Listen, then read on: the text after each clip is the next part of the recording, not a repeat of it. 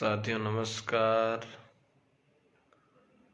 कुछ technical error के कारण अपना लाइव सेशन जो है बीच में ही रुक गया था, आपसे रूबरू नहीं हो पाया था।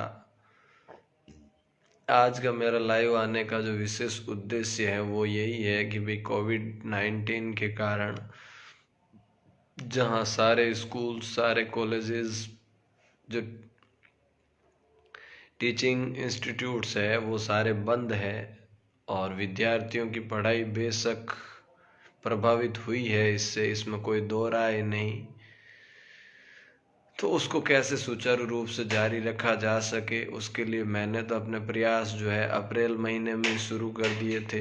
15 मार्च से लॉकडाउन हुआ था और मतलब स्कूलों की छुट्टियां हो गई थी। 22 मार्च से लॉकडाउन की घोषणा हो गई थी, लेकिन मैंने जो है कुछ दिनों बाद अप्रैल में ही अपना जो प्रयास है वो प्रयास शुरू कर दिए थे ऑनलाइन यूट्यूब के माध्यम से।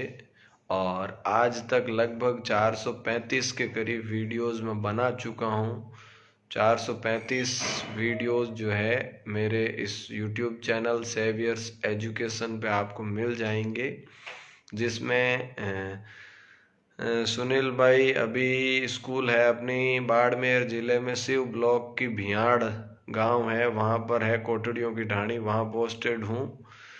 तो अभी अपनी बात चल रही है कि भाई 435 प्लस वीडियोस जो यूट्यूब पे मैं डाल चुका हूँ, और उसमें शुरुआत से लेके इंग्लिश के वीडियोस है, ज़्यादातर वीडियोस इंग्लिश से रिलेटेड है, जिसमें बेसिक ग्रामर से लेके नाउन है, प्रोनाउन है, इसके अलावा एडजेक्टिव है, एडवर्ब है, डिटर्मिनर्स है, टेंस है, नरेशंस है, एक्टिव पैसिव है, कंडीशनल सेंटेंसेस है, यानी कि बेसिक ग्रामर कंप्लीट उसमें मैंने करवा रखी है। इसके अलावा कक्षा 5 से लेके 12वीं तक, 5th से 12th तक की जो इंग्लिश की टेक्स्ट बुक्स है, बीजे को 5th से लेके 12th तक में 10th और 12th राजस्थान बोर्ड की है। बाकी एनसीईआरटी की जो बुक्स है उन बुक्स के सारे चैप्टर्स मैंने एक्सप्लेन कर रखे हैं। किसी भी क्लास का आप जो है वीडियो देखना चाहें तो प्लेलिस्ट बना रखी है चैनल पे। एक प्लेलिस्ट दिखेगी आपको, जाते ही होम के बाद वीडियो, वीडियो के बाद प्लेलिस्ट। तो प्लेलिस्ट क्लास वाइज या टॉपिक वाइज प्लेलिस्ट बना रखी है मैंने। इसके अलावा कंपोजिशन पोर्शन जो है क्लास 9th से लेके 12th तक के विद्यार्थियों के लिए, तो उसमें लेटर राइटिंग से संबंधित है, रिपोर्ट राइटिंग से संबंधित है, आर्टिकल है या स्पीच राइटिंग से संबंधित पोर्शन है, उसको भी मैंने काफ़ी हद तक कवर करवाया है। और अभी भी क्लासें निरंतर जारी है। जैसे जैसे सिलेबस को कंप्लीट करवाने का प्रयास कर रहा हूँ, जैसे जैसे समय मिल रहा है उस हिसाब से वीडियो बना रहा हूँ। और निरंतर अप्रैल से लेकर अभी दिसंबर चल रहा है, तो ये 8 महीनों से निरंतर मैं जो है मतलब वैसा नहीं कि खाली समय निकाल दिया। कक्षा 5 से लेकर 12 तक लगभग 7 क्लासें होती है, और 7 क्लासों में भी एक स्कूल में एक टीचर क्या करता है कि उसको 3 या 4 क्लासें मैक्सिमम होती है पढ़ानी, या 5 मान लेते हैं, और उसमें भी पीरियड पूरा मिलता है तो वो पढ़ाने का काम है। जबकि यहाँ तो बाकी सारी चीज़ों के अलावा वीडियो बनाना और उनको जो है अपलोड करना, सारे कभी नेटवर्क होता है कभी नेटवर्क नहीं हो पाता, उसके बाद उसको एडिट करना, सारी चीज़ें करनी, तो इन सारी चीज़ों में बहुत ज़्यादा टाइम कंज्यूम हो जाता है, समय काफ़ी निकल जाता है। फिर भी मैं कोशिश करता हूँ कि 2, 3, 4 जितने भी वीडियो एक दिन में बन सके वो बनाऊँ, उनको अपलोड करूँ, ताकि ज़्यादा से ज़्यादा मैक्सिमम बच्चों को फ़ायदा मिल सके। और अभी कोविड के कारण जो है पहले माध्यमिक शिक्षा बोर्ड ने कक्षा 9 से लेके 12 के बीच के जो पाठ्यक्रम था, सिलेबस था, उसमें 40% की कटौती की, यानी कि 60% सिलेबस बचा। तो उनके भी सारे वीडियोस मैंने बना के डाले बच्चों के लिए, ताकि उनको पता चल सके कि भाई हमारे सिलेबस में कौन सा भाग हटा दिया गया है और कौन सा पढ़ना है। तो कम से कम अभी एग्ज़ाम तो होंगे, तो एग्ज़ाम हो तो हम उस हिसाब से प्रिपेयर तो रहें कि भाई हमें ये चैप्टर पढ़ने हैं। अब वहाँ टीचर की मदद ले सकते हैं अपन, कैसे भी करें, ऑनलाइन माध्यम से या किसी भी तरीके से, लेकिन पढ़ना तो है ही है, बिना पढ़े तो काम चलना नहीं। उसी प्रकार से जो ये अपनी कक्षा 1 से 8 तक के पाठ्यक्रम में भी जो है लगभग 50% तक कटौती हो गई। तो उनके भी सारे वीडियोस क्लास 1 से लेके 8 तक मैंने डाल दिए हैं यूट्यूब पे। इसी चैनल पे प्लेलिस्ट में आप क्लास के अकॉर्डिंग ढूंढ सकते हैं कि भाई किस क्लास में कितना पाठ्यक्रम किस सब्जेक्ट का कम हुआ है। सिर्फ इंग्लिश के ही नहीं, सारे सब्जेक्ट्स, जो भी सब्जेक्ट है उन सभी सब्जेक्ट्स के जो संशोधित पाठ्यक्रम है उसको मैंने डाल दिया है। उसका बहुत अच्छा रेस्पॉन्स भी मिला है, काफ़ी विद्यार्थियों ने देखा भी है। तो फिर भी अगर आपके ध्यान में ऐसा कोई विद्यार्थी है जिसकी पहुंच अभी तक वहाँ नहीं है, तो मैं आपसे ये उम्मीद करूँगा कि आप एक माध्यम बने उन विद्यार्थियों के लिए और उन तक भी जो है ये सहजता से सुलभता से उपलब्ध करवाएं। दूसरी बात, विशेषकर मेरे भी आज तक जो है, जब ये कोविड नहीं था या लॉकडाउन नहीं था उससे पहले तक अपन लोग क्या कहते थे, यही कहते थे कि बच्चों को मोबाइल मत दो, मोबाइल नहीं देना है इनको, मोबाइल से बच्चे बिगड़ते हैं, खराब होते हैं, इनकी आदतें बिगड़ती हैं। लेकिन आज हमारी वही मजबूरी हो गई कि उल्टा बोलना पड़ता है कि इनको फ़ोन दो, मोबाइल दो, ताकि ये देखें, पढ़ें, सीखें। तो कब कौन सी परिस्थिति किस रूप में अपने सामने आ जाए इसकी पहले से कोई कल्पना नहीं की जा सकती। साल भर पहले हम जिस मोबाइल को अभिशाप मानते थे, आज वो हमारे लिए वरदान साबित हो रहा है और उसी के माध्यम से जो है वो हम सभी काम कर पा रहे हैं। मामा जी न्यून प्रणाम, बहुत बहुत आभार। तो इस प्रकार से कोविड के कारण हम सबको प्रभावित तो किया ही है, लेकिन साथ साथ कुछ चीज़ें इसमें बेनिफिट भी हुआ है विद्यार्थियों के लिए या बच्चों के लिए। बेनिफिट ये हुआ है कि जो बच्चे जिनको हम सुबह 6 बजे उठाकर नहलाकर बस में बिठा देते थे और 3 बजे तक वो वापस जब अपने घर पहुंच पाता था, तो थकान के कारण वो परेशान सा बच्चा बेचारा, फिर कपड़े चेंज करो, खाना खाया नहीं खाया, होमवर्क करो, काम करो, पढ़ो, टेस्ट वेस्ट वेस्ट।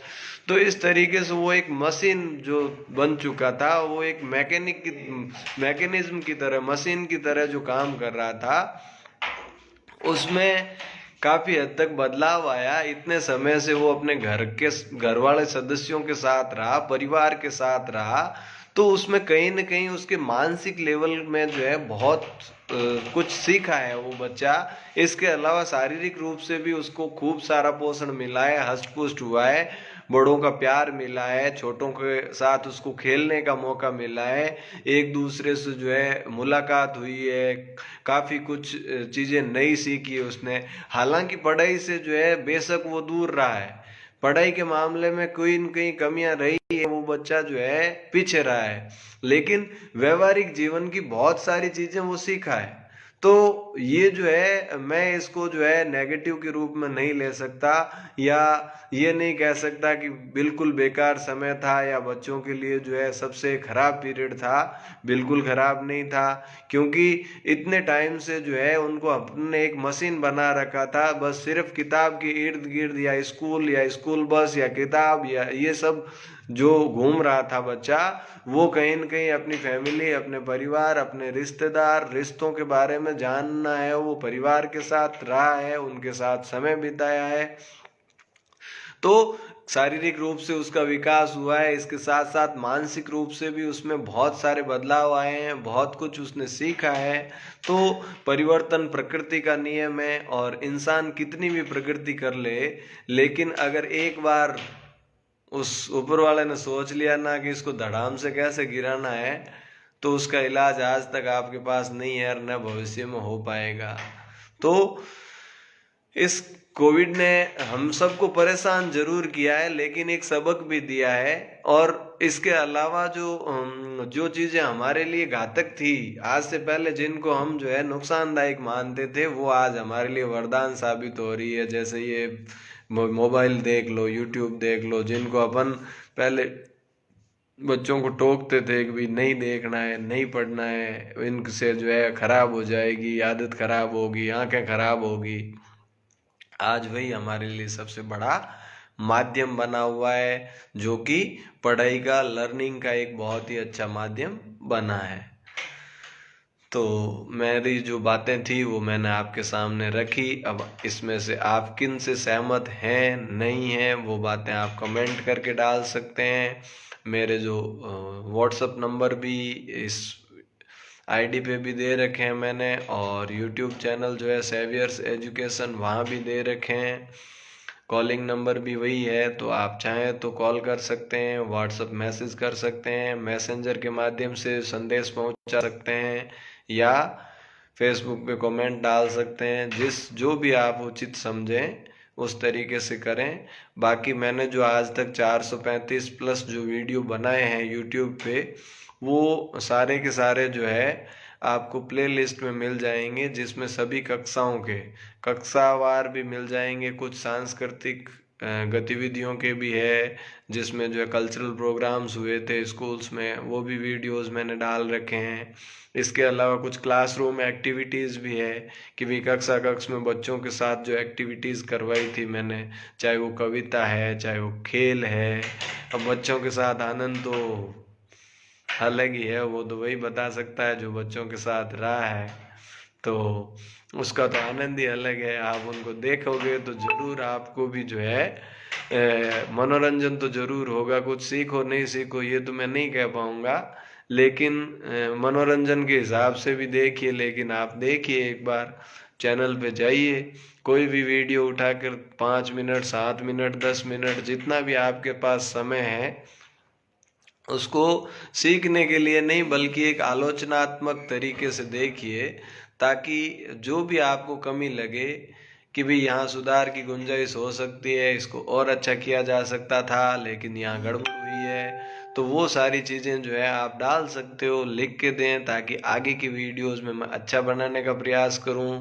क्योंकि जिस समय शुरुआत की गई थी उस समय संसाधन बहुत कम था, मेरे पास सिर्फ एक मोबाइल था, इसके अलावा कुछ भी नहीं। उसके बाद वाइट बोर्ड की व्यवस्था की, फिर स्पीकर सही नहीं था, आवाज़ नहीं आती थी, आप लोगों के कमेंट थे, तो उसके बाद जो है यूज़ किया, वॉइस के लिए माइक का यूज़ किया, फिर ब्लैक बोर्ड पे पढ़ाया। ब्लैक बोर्ड के बाद फिर बुक्स को अब ब्लैक बोर्ड पे कैसे पढ़ाएं, या जब बच्चों के पास किताब नहीं हो तो फिर भी उनको समझ में आ जाए ऐसी कोई टेक्निक निकाली जाए, तो उसके बाद उसके लिए जो है लैपटॉप का सहारा लिया, उसमें पीडीएफ जो है फाइल्स उनको बनाया पहले, फिर उसको किसी सॉफ्टवेयर को सीखा कि भाई इस सॉफ्टवेयर को चलाया कैसे जाता है। भाई मैं भी जो है टेक्निकली इतना नॉलेज नहीं था मुझे, ठीक है बेसिक चीज़ें पता थी, लेकिन अलग अलग सॉफ्टवेयर के अलग अलग तरीके होते हैं उसको यूज़ करने का,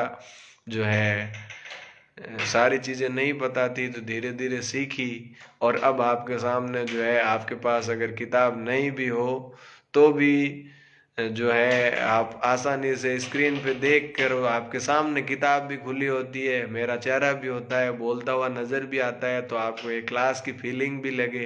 भाई मेरा प्रयास ये रहा है कि मैंने ये सोच के उस सॉफ्टवेयर को यूज़ किया जिसमें कैमरा भी हो, यानी कि मेरी पिक्चर भी आए, तो कम से कम मैं बोलता हुआ आपको दिखूं, भले ही कॉर्नर में एक छोटा सा पिक्चर ही दिखे, लेकिन बोलता हुआ दिखूंगा, और साथ में वो लाइंस आप पढ़ोगे तो सुनोगे, तो एक क्लास की फीलिंग आपके अंदर आएगी कि हाँ भाई एज ए क्लास की तरह ही जो है समझ में आ रहा है। अब वहां से अगर मैं वीडियो को गायब कर दूं, या मेरा जो बोलते हुआ वीडियो जो है वो नहीं आए और सिर्फ आवाज आए, तो शायद उतना अट्रैक्टिव नहीं होगा। हो सकता है आपके हिसाब से वो अट्रैक्टिव हो सकता है, लेकिन मुझे जैसा लगा, जो मैंने सोचा, उस हिसाब से इनको करने का प्रयास किया।